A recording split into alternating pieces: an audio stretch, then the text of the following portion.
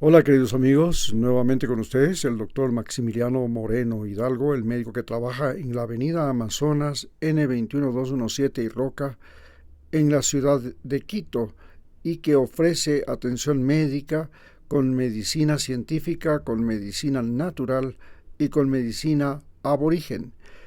Además, produce Guaviduca, una planta medicinal que la estudió en la Universidad Lomonosov, en la Universidad de Múnich y en la Universidad Central del Ecuador, que tiene propiedades antiespasmódicas, pero además permite corregir la flora intestinal y además combate parásitos. Tiene una pequeña cantidad de alcaloide que no es tóxica ni letal.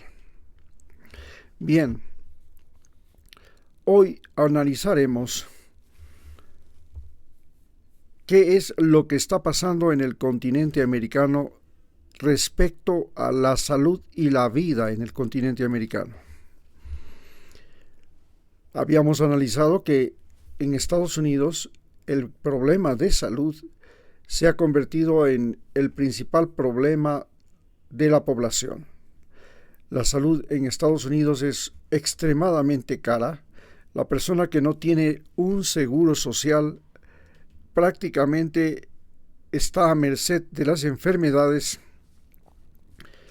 y además tienen el problema de que en Estados Unidos es el primer país del mundo, no solamente del continente americano, donde la perspectiva de vida al nacer, en lugar de ir aumentando, como sucede en el resto del planeta, ha comenzado a disminuir.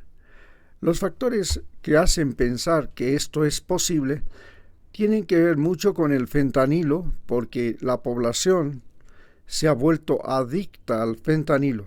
El fentanilo es un derivado del opio que hoy se lo combina con cocaína, con marihuana, con cualquier droga, y que fue una droga de libre uso y consumo durante muchos años, gracias a una casa farmacéutica de Estados Unidos llamada Duo, que popularizó el consumo de fentanilo, así como el consumo de la heroína fue popularizado a comienzos del siglo XX por la casa Bayern, y el consumo de la morfina y el consumo de morfina fue también popularizado por Estados Unidos, pero el consumo de el opio fue popularizado por Holanda desde el siglo XVII, en que los holandeses en el siglo XVIII se convirtieron en los principales comerciantes de opio del mundo. Hoy, Estados Unidos enfrenta un deterioro no solamente físico, sino un deterioro psicológico. Y este deterioro psicológico es el que le ha llevado a Estados Unidos a elegir como presidente a Donald Trump. Todos los países del mundo y todos los ciudadanos del planeta Tierra se hacen la pregunta de cómo un individuo con demencia senil, dificultad motriz, con trastornos psicológicos, pudo llegar a ser el presidente de los Estados Unidos y tener a solo 4 metros de distancia el maletín que le permite usar armas nucleares. Habló de aquello cuando se amenazó a Irán de hacer desaparecer toda su civilización que tiene 6.000 años. Pero Donald Trump no es solamente un problema de demencia senil. en su primer mandato acusó a los hispanos de violadores, narcotraficantes y ladrones. Hoy sabemos que Donald Trump es un ladrón que ha robado a la ciudad de Nueva York, le ha estafado a la ciudad de Nueva York en cientos de millones de dólares. También sabemos que es un violador de menores, porque los papeles de Epstein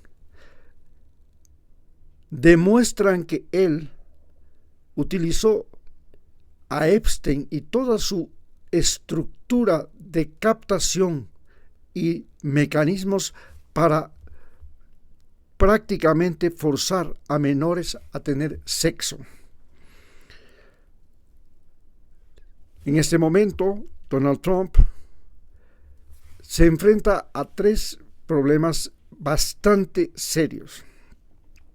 El primer problema es el problema de Bolivia.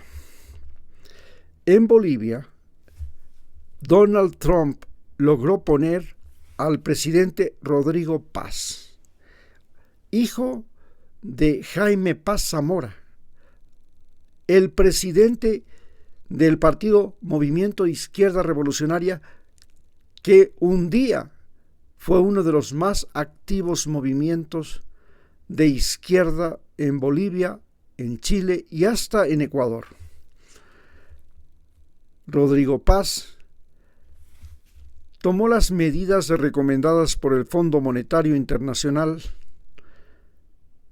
que es el mecanismo mediante el cual países como Ecuador, como Argentina, ahora Chile, logran recibir grandes cantidades de dinero que terminan convirtiéndose en botín de los presidentes y de los gobiernos y que obligan a años de pago. Es lo que vivimos en Ecuador cuando, después de la salida de Rafael Correa, el Ecuador se ha convertido en el tercer país más endeudado del mundo, con casi 100,000 millones de dólares. Esto es algo inaudito. Y desde los días en que salió Rafael Correa, ni a Lenín Moreno, ni al presidente Guillermo Lasso, y peor al actual presidente, se puede decir que hayan hecho obras.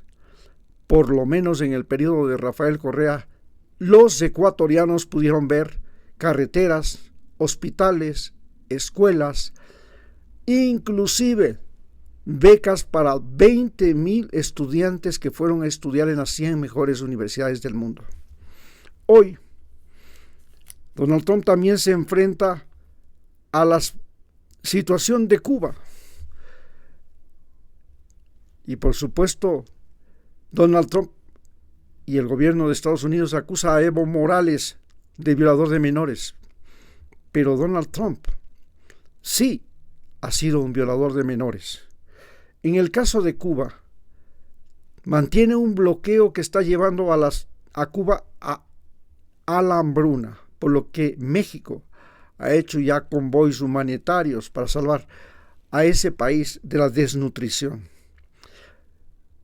Ha encontrado como pato a Raúl Castro, a quien acusa de haber asesinado a jóvenes, entre comillas, norteamericanos que viajaban en un avión para iniciar una guerrilla en Cuba, y que fueron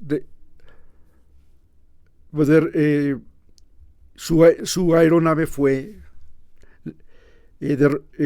derrocada. También